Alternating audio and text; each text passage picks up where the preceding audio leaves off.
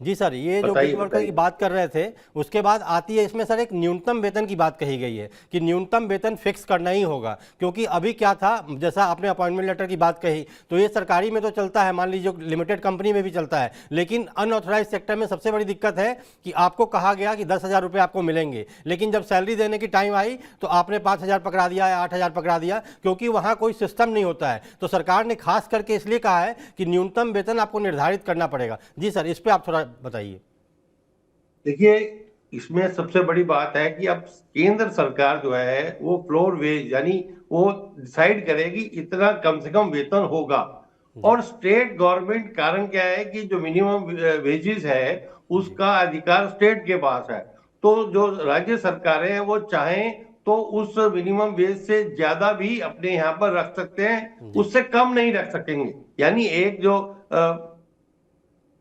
G parameter decide हो जाएगा केंद्र सरकार का कि इस लेबर के लिए इतनी, स्किल्ड के लिए, अनस्किल्ड के लिए, गीगर, ये सबके लिए जो एक मिनिमम वेजेस सरकार केंद्र की जो है वो तय करेगी।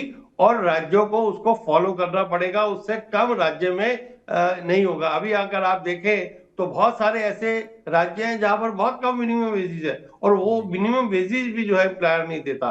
तो ये एक बहुत बड़ी राहत कर्मचारियों के लिए होने वाली है कि राज्य सरकार अगर चाहेंगी तो अपने यहाँ जो सरकार, केंद्र सरकार का मिनिमम वेज है उससे भी जी बढ़ाकर वो आगे रख सकती हैं। जी सर, ये तो हुई न्यूनतम वेतन की बात। सर, यहाँ एक खास बात है, महिलाओं के लिए भी कही गई है। क्योंकि पहले क्या होता था कि नाइट शिफ्ट में महिलाओं को इजाज़त नहीं मिलती थी, लेकिन अब इस नए कोड में कहा गया है कि आप कंपनी में मगर महिलाओं से काम करवाते हैं तो आप नाइट शिफ्ट भी कराइए, लेकिन आपको पहले सुरक्षा की गारंटी देनी पड़ेगी। क्योंकि आप 24 घंटे अगर मर्द काम कर सकता है तो औरत काम क्यों नहीं कर सकती है? तो महिला सुरक्षा को देखते हुए भी और महिला को ध्यान में रखते हुए भी, क्योंकि कई बार ऐसा देखा गया सर कि अगर महिला 8 घंटे काम कर रही है, पूरी शिफ्ट नहीं कर पा रही है, तो उसकी सैलरी भी उस हिसाब से कम होती थी। तो इस कोड में यह भी कहा गया है कि आप पुरुषों को जितना हक दे रहे हैं उतना महिलाओं को क्यों नहीं दे रहे हैं? जी सर। नहीं नहीं, बिल्कुल वो है। लेकिन उसमें एक जो लकूना ये है कि जो ऐसे बहुत सारे क्षेत्र हैं जहां पर पहले महिलाएं काम नहीं करती थी नाइट में, जी वहां पर भी परमिट किया है। क्योंकि जो नया हमारा वर्किंग एनवायरनमेंट हो गया है पूरे देश में, उसके हिसाब से नाइट और डे में कोई बहुत ज्यादा अंतर नहीं है। आप देखें, एयरपोर्ट देखें, आप एयरलाइंस देखें, होटल इंडस्ट्री देखें, जी सर्विस इंडस्ट्री देखें, तो डे नाइट यहाँ काम 24 घंटे काम की रिक्वायरमेंट है। लेकिन जी महिलाएं अगर उनकी कंसेंट के बिना आप जबरदस्ती उनको जो है वो उसके लिए नाइट, उसके लिए नहीं कर सकते। और नाइट शिफ्ट वो करेंगी भी तो आपको उनकी सिक्योरिटी का भी अरेंज करना पड़ेगा। यानी कि वो जब जॉब के बाद वो, ऐसा नहीं हो कि भाई जॉब खत्म हुई तो अपने यहाँ जाने में उनको मुश्किल हो, घर जाने में।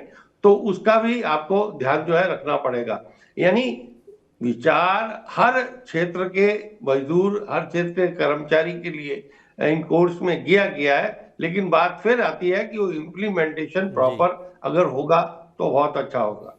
सर, एक आखिरी सवाल आपसे पूछना चाहूँगा। इसमें सर एक बात की गई है हेल्थ को लेके। पहले क्या होता था कि स्वास्थ्य की देखभाल के लिए मान लीजिए कोई कंपनी में महीने में या 2 महीने में एक बार कैंप लगा दिया जाता था, चलो भाई ब्लड डोनेट कर दो या आई चेकअप करा लो। लेकिन अब इसमें कहा गया है कि 40 साल से ऊपर जो भी आपके यहाँ काम कर रहे हैं उनको आप एक पर्टिकुलर टाइम निर्धारित करेंगे और उनका कंप्लीट हेल्थ चेकअप कराएंगे। क्योंकि आपके यहाँ वो काम करते हैं, अपने 24 घंटे में से 12 से 15 घंटे वो आपके यहाँ बिता रहे हैं, तो आपकी जिम्मेदारी है आप उनको हर महीने एक प्रॉपर हेल्थ चेकअप कराएंगे। इस पर आप क्या कहेंगे सर?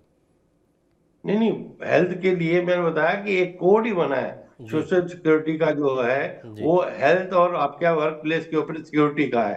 तो उसके साथ साथ ईएसआई भी 10 मजदूर से ज्यादा, जहां पर भी कर्मचारी से ज्यादा जी होंगे वहां पर आपको ईएसआई का बेनिफिट भी उनको मिलेगा। तो जी ऐसे सभी लोग जो कि अनऑर्गेनाइज सेक्टर में भी हैं, और उनको जो है जब ईएसआई का बेनिफिट मिल जाएगा तो बहुत बड़ा हेल्थ का उनको उसके ऊपर चिंता सरकार ने की है। तो उनको वो फैसिलिटीज ईएसआई हॉस्पिटल की भी मिलेंगी। हालांकि जी उनको, सरकार को ईएसआई हॉस्पिटल को भी बढ़ाना पड़ेगा, क्योंकि जी ज्यादा लोग उसमें मेंबर बनेंगे तो उतनी सुविधाएं भी होनी चाहिए। और वो हॉस्पिटल खुल भी रहे हैं, लेकिन जो एरिया है वो बहुत बड़ा हो गया है। और ये सभी जो वर्कर्स हैं, इम्प्लाइज हैं, इनको भी ईएसआई का बेनिफिट उनको एम्प्लॉयर को देना पड़ेगा। जी सर, उम्मीद करता हूं कि दर्शकों को बहुत सारा कुछ समझ में आ चुका होगा, और नहीं आएगा तो हम इस पे एक घंटे का भी शो करेंगे, क्योंकि जैसा शरद जी ने भी कहा कि अभी लोगों में जागरूकता नहीं है। लेबर कोड तो सब सुन रहे हैं, लेकिन लेबर कोड में प्रावधान क्या है, क्या क्या आपके अधिकार हैं, क्या आपके राइट्स हैं एज ए एम्प्लॉयर। और उन्होंने जैसा बताया कि एम्प्लॉय फ्रेंडली और एम्प्लॉयर फ्रेंडली दोनों को बनाया गया इसको सोच के। तो सर आगे की शो में भी देखेंगे, लेकिन अभी के लिए मुझे लगता है कि एक बहुत बेहतरीन कानून सरकार लेकर आ रही है, जिसकी घोषणा भी कर दी गई है। और अब देखते हैं आने वाले टाइम में राज्य सरकार कैसे इसको लेती है और कैसे कैसे इंप्लीमेंट करती है। जी सर, तो आपको TV9 को समय देने के लिए बहुत बहुत धन्यवाद। मुझे लगता है कि दर्शकों को आपके जो है ये कुछ आसान भाषा में काफी क्लैरिटी हुई होगी, जी लेकिन फिर भी इसके जो नियम बनेंगे और 1 अप्रैल से लागू होंगे, जी तब तक बहुत सारी चीजें और जो है वो जी लोगों को क्लियर हो जाएंगी। जी सर, धन्यवाद सर। नमस्कार। जी, तो ये थे एक्सपर्ट। हमारे पास 2 एक्सपर्ट थे, दोनों ने बताया कि सरकार ने मास्टर स्ट्रोक खेला है और केवल कर्मचारियों को ही नहीं, नियोक्ताओं को भी फायदा मिलेगा। लेकिन देखना है कि सबसे बड़ी बात जो है कि राज्य सरकारें इसको कैसे इंप्लीमेंट करती हैं। अब क्या होगा नहीं होगा, 1 अप्रैल से तो लागू हो ही जाएगा, लेकिन ऐसी जरूरी जानकारी के लिए देखते रहिए आप TV9। नमस्कार।